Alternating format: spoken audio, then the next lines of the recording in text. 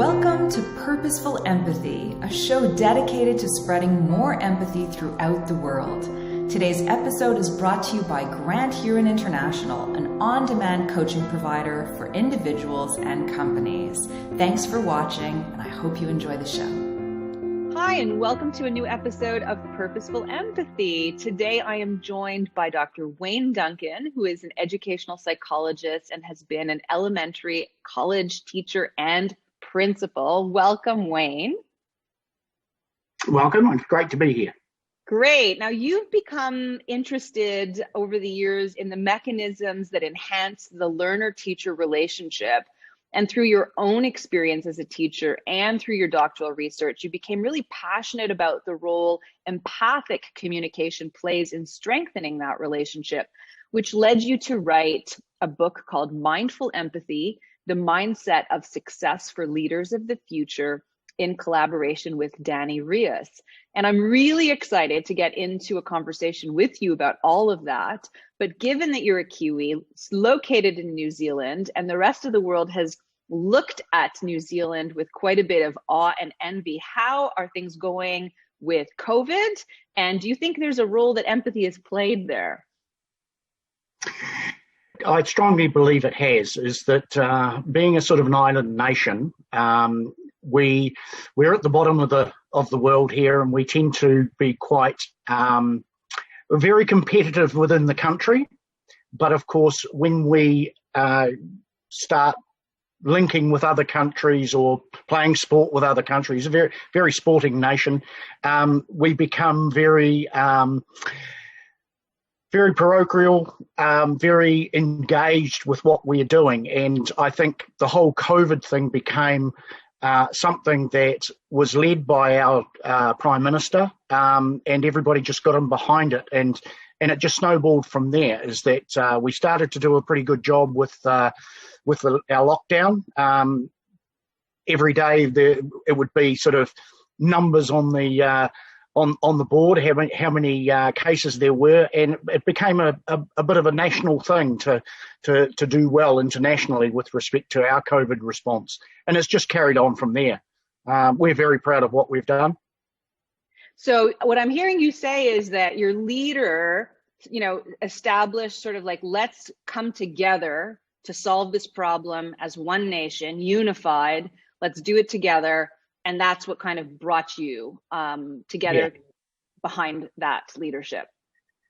And I think that she was able to tap into the psychology of the nation, which is when we play Australia or another nation in rugby, it's very easy to bring the whole nation together competing against something else. She was able to tap into that and utilize that empathic understanding of a whole nation, and then use that to say we're 5 million, we're a team of 5 million, and let's all do this together. And that's pretty much what we did. We came together, and all were headed in one direction. That's so fascinating, because that has echoes of Nelson Mandela, another rugby nation in South Africa, using the sports to galvanize the public. That's fascinating. So since you've mentioned Jacinda now, I just want to ask one other question. A lot of women around the world have had girl crushes on your prime minister because she speaks openly about compassion and empathy within leadership.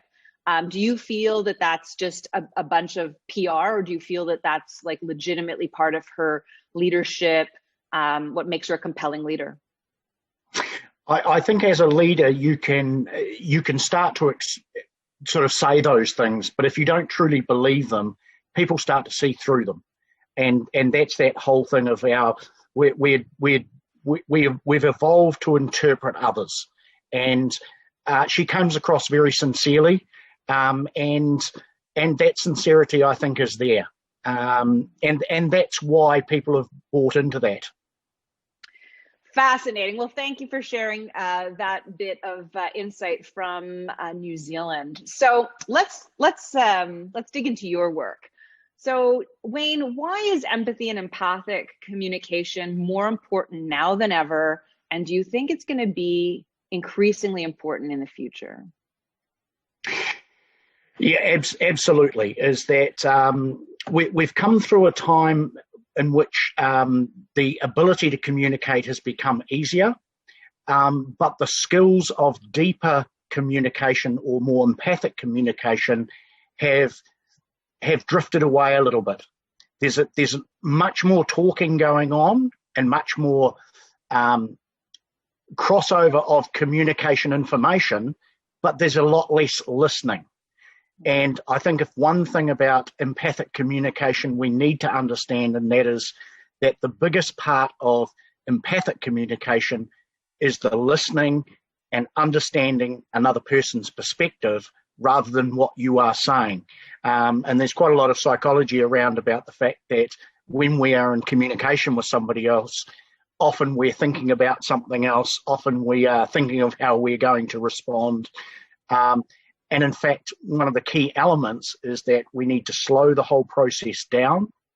It's another factor in society as everything's going faster.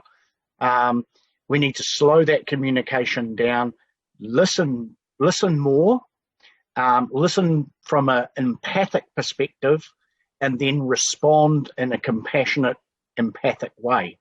And it's just our modern society. It's even more important nowadays. And I think even in the United States at the moment, it's a good example of there's a lot of information going backwards and forwards. And you can just see the two sides that are just throwing communication backwards and forwards, but neither side is truly listening to the other side. And that's how conflict occurs. That's how an argument occurs, is without that deeper empathic listening. So are you finding it in your own nation that there are these like information bubbles where everybody is in these echo chambers listening to information that's almost the entirely like opposite of what other people are hearing and being exposed to? Probably not as bad in New Zealand, because we have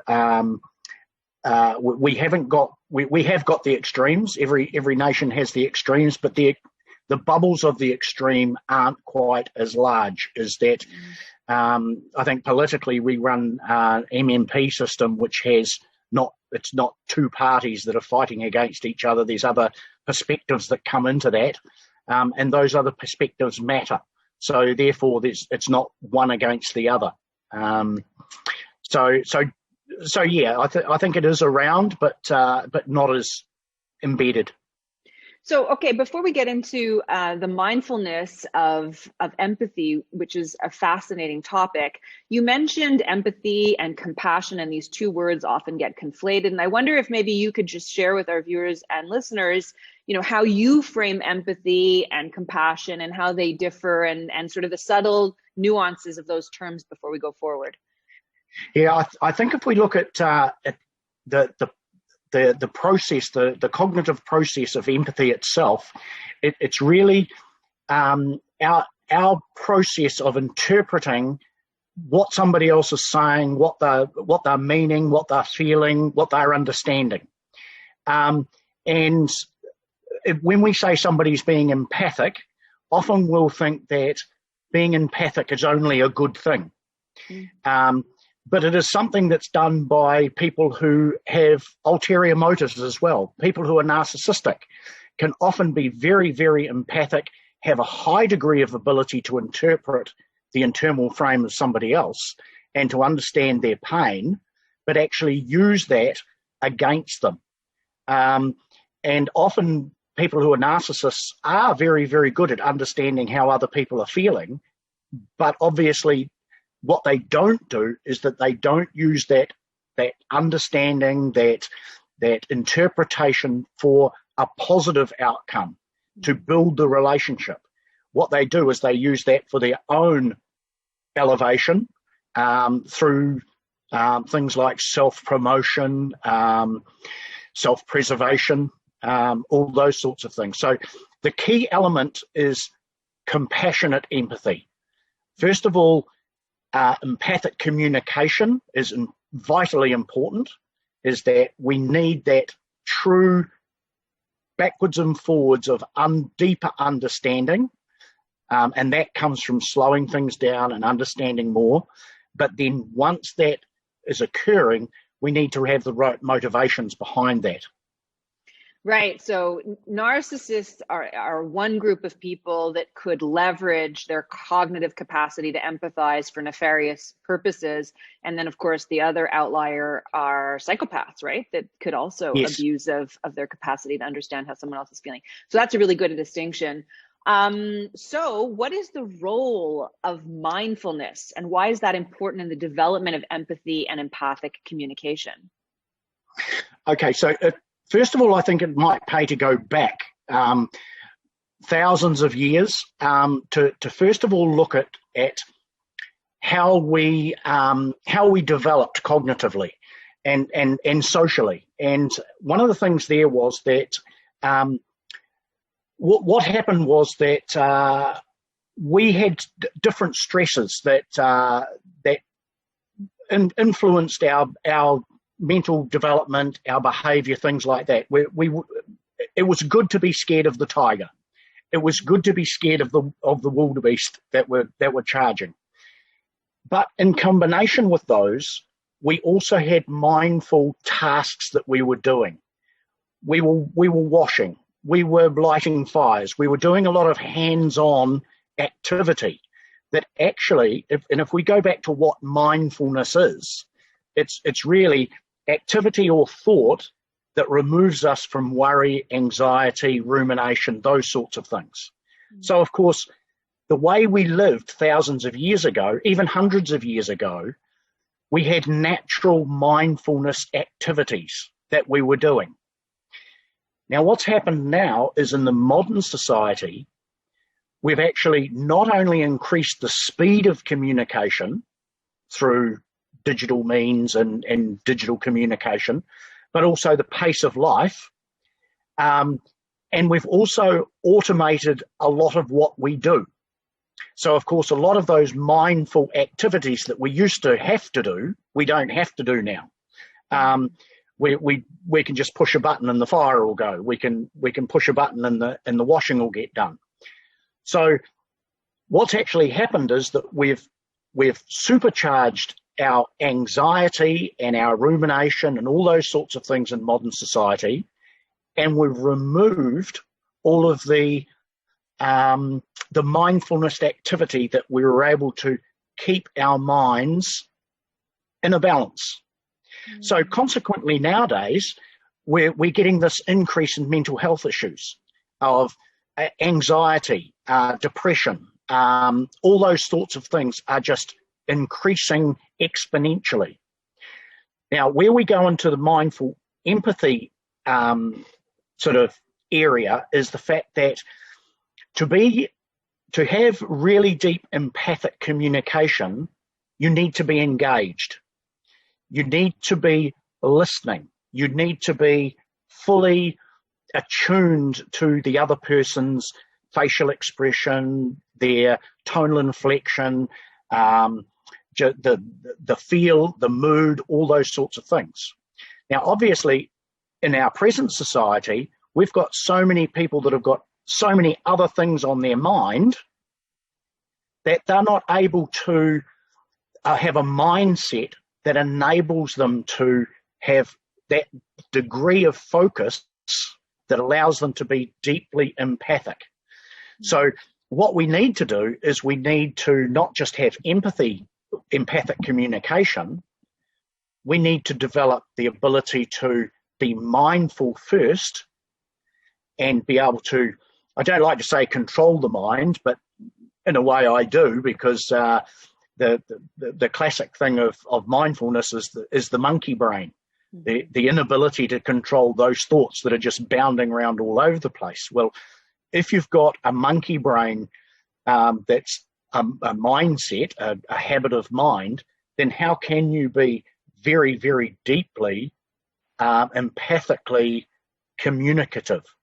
So that was the reason that when I did my research on empathy, I just found that, yes, this is fantastic. This is the key mechanism, or one of the key mechanisms of relationships, of relationship building, of how people communicate. But of course, what I was finding is that there were so many people that didn't have the mindset or the ability to actually focus the mind to be able to develop that depth of interpretation. And that's what I do. I'm an interpretive researcher, so of course you need that depth of focus and understanding. So that's when I went back to and actually started developing a better understanding of the role of mindful thought. So yes, that's where the mindfulness came in. Well, so this really speaks to me because I recently completed a facilitator training through the Center for Building a Culture of Empathy out of the West Coast of the United States. And it's a matter of facilitating empathy circles where you're like 4 or 5 people and one person speaks for a few minutes and then they have a respondent who reflects back what they hear. And so that it happens over a period of 5 minutes, and then it moves to the next pair and to the next pair and to the next pair. And I remember being exhausted after, a 90-minute session of this empathic listening, because it took so much energy to really stay present for what somebody else was saying. And then when I was in the role of reflecting back, I noticed how much focus I had to give so that I was not losing the meaning and I was not judging, I was not preparing to respond. And so ultimately I came to the conclusion oh, I'm a terrible listener, essentially. I really need to flex my capacity to be present, to listen better. And this, through the facilitator training, it became less of a burden. And I noticed that in the resonance where you're fully present for someone and not busy preparing a response and not busy feeling triggered, that there's actually a really good positive feeling that happens too. And so I wonder whether or not you've discovered through your research or through your own experience that when you become better at this empathic communication, empathic listening, mindful empathy and mindful communication, are there benefits to you personally besides what happens to the relationship? Yeah, absolutely. There's benefits to the 3 areas. The first one is there's benefit to the person who, on one side of the coin, who is doing the speaking and then the listening, because they get a better understanding of the other person, and therefore they become more enlightened to the situation. They become better at focusing their mind, and as you found out, it was a huge amount of hard work, but hugely beneficial. Now, obviously, it's beneficial for the other person as well. In fact, it's beneficial for everybody that engages in that deeper empathic communication, because they become more aware of the feeling within the group, with the ability to concentrate on that communication and gain from that communication. But it's also more beneficial for the scenario as well. And I want to sort of throw something out to you. Wouldn't it be wonderful if we had perhaps Republican perspective and a Democrat perspective that were able to communicate empathically? Not only would each side become more understanding of each other's side, but the whole environment would lower down in intensity. And that's the problem, is that there's a lot of communication that's going on, but it's non-empathic communication. It's just, I'm saying something, I'm not actually listening to what you're saying, I'm just thinking of how I'm going to rebut that. So it's best, it's the only way we're going to survive as a society and grow as a society. And within the book, we talk about another empathic revolution. We've had sort of the industrial revolution. We've had the digital revolution. Well, I think it's now time for the empathic revolution. And that's the development of what's inside, what's between the ears. Because unless we do that, we're just going to use the industrial tools, the digital tools to fight harder. Yeah, and I imagine in your research, did you come across Jeremy Rifkin's book, The Empathic Civilization?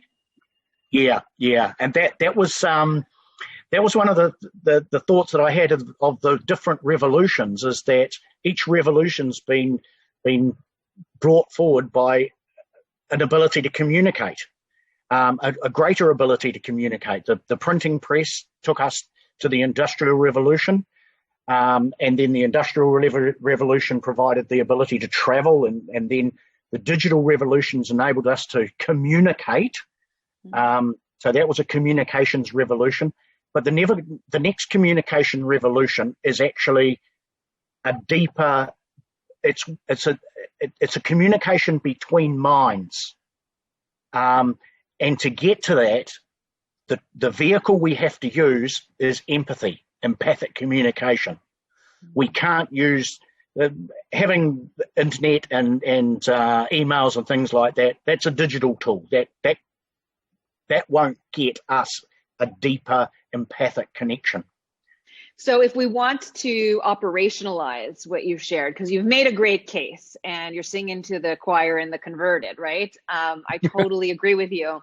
What are some practices that some of our viewers and listeners can incorporate into their daily routine or once in a while to become more mindful, empathic beings, and to communicate with more empathic communication, more mindful empathy?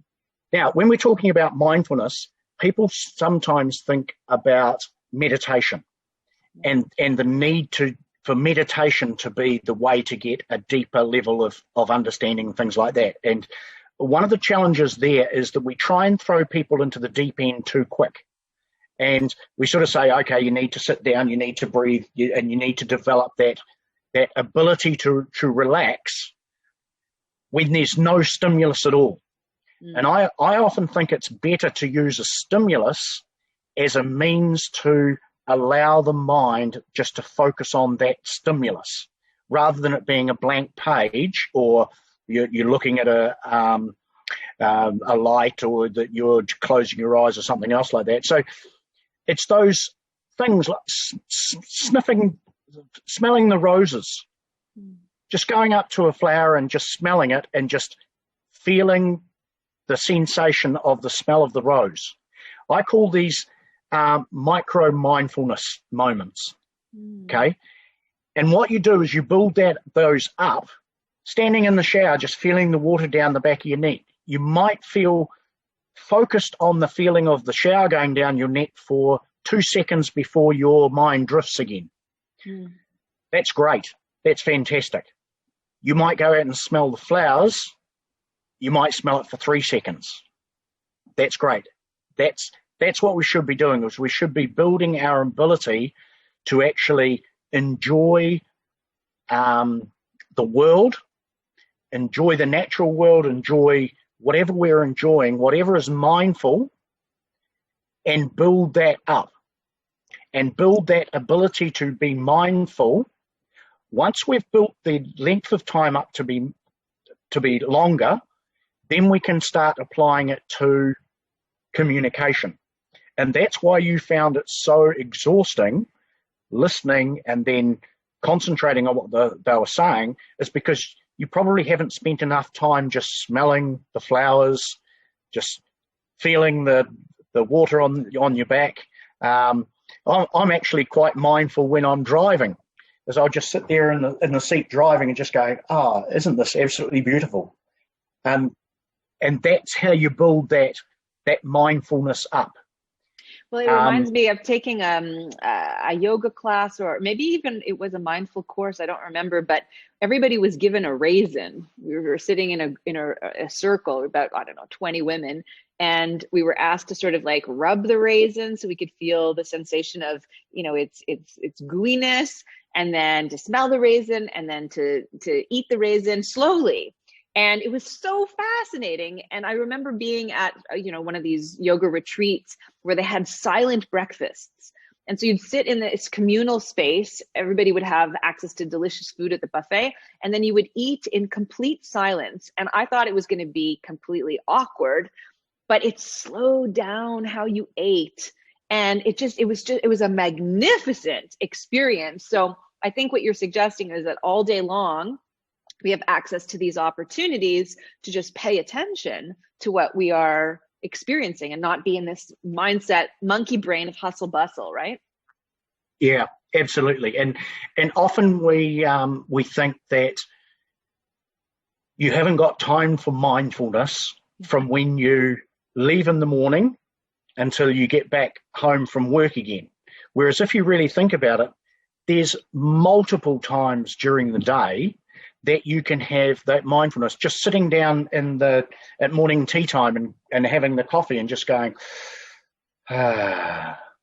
If you can go like this, then that's being mindful.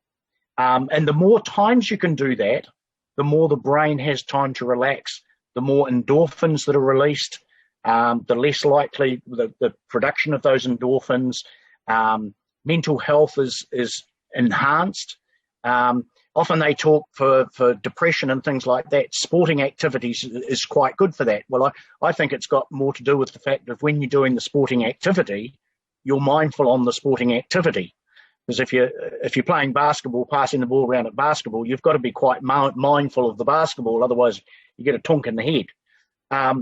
So that's a mindful activity. You just got to push it to the next level and go, yeah, I'm feeling this. And then getting back to this whole mindful empathy is once you've built up that mindful ability, you start linking it into using that ability to focus, which you will know when it starts developing, into when you're communicating with somebody else.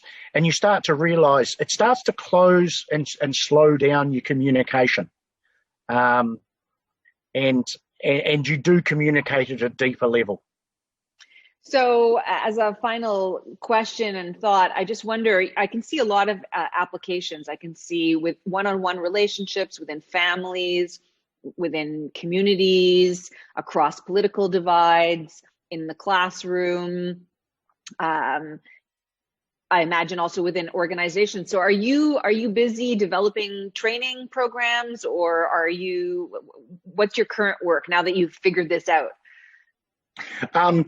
We've written the book. We've got some training programs that Danny's got. She's got a consultancy firm, and she's got a website, which is Mindful Empathy website, that you can go to and have a look at some of the programs she's got there. I'm working with schools, a school, special education school at the moment, just helping some of those students on the spectrum, who often have difficulty with empathic communication, and a lot of that is helping them with their mindful abilities, their ability to be focused. And also did a little bit of research as well, which I'm looking at doing a little bit more in linking empathy within a bicultural perspective. We've within the Māori culture, which we've got in New Zealand, there's a lot of the Māori culture that, although it doesn't talk about empathy, it's got the framework of creating an environment in which empathic communication actually is enhanced. And if you have the privilege to have a look at some of the Māori cultural practices, you can see the structures in which they've put over generations to ensure that communication coming onto marae and the appropriate protocols are all established to actually ensure that people are listened to. Whereas I think from a Eurocentric perspective, we've just rushed off on a bullet train without deeper thinking of how we're doing things. And I think there's a lot we can learn from Indigenous cultures. Yeah, from a New Zealander speaking to a Canadian, I couldn't agree with you more. And part of the work that I'm looking at right now is Indigenous wisdom and how we really need to draw from Indigenous wisdom in order to create some real systems change in our world. I think there's so much to explore and so much to learn. So thank you so much, Wayne. This has been a fantastic conversation. We're going to include information about your book and all sorts of resources that we've discussed in the description below this episode. Thanks again, Wayne. Thank you for watching. Thanks for listening. We'll see you next time on Purposeful Empathy. What if you had access to your own council of coaches to help you break free of your thinking clutter, make that important decision, and liberate you from what's holding you back? At Grand Heron International, you get to choose the coach of your choice. You get to do so anytime and from anywhere. Visit grandheroninternational.com and harness the power of on-demand coaching today.